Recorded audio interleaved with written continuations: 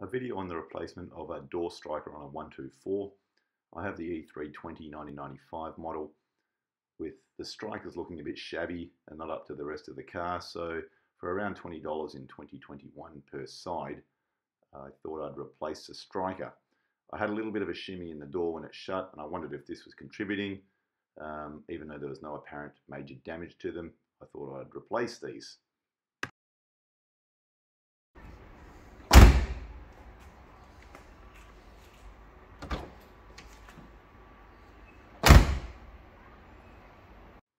Now, because the phones in the new age have these slow-mos, I thought I'd do one. I would swear there's a little shimmy at the bottom of the door you can see when it closes, and I was hoping the striker might influence this. So before taking it off, I just masking taped it to show where it came from.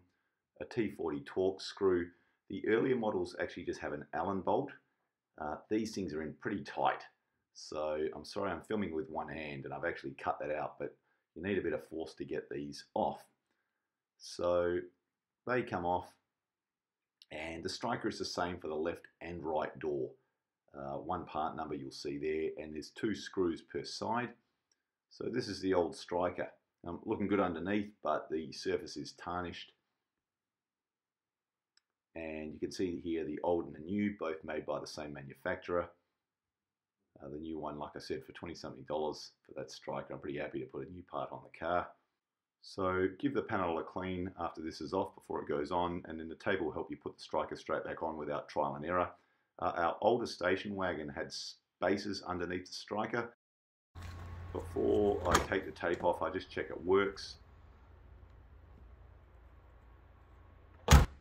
That seems to shut just the same as it did before actually, but I don't know if that little suspected shimmy at the bottom's gone, but anyway, not a difficult changeover.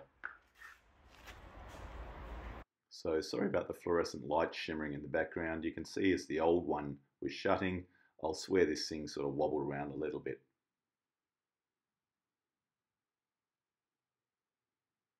Although it could just be the light playing tricks on me.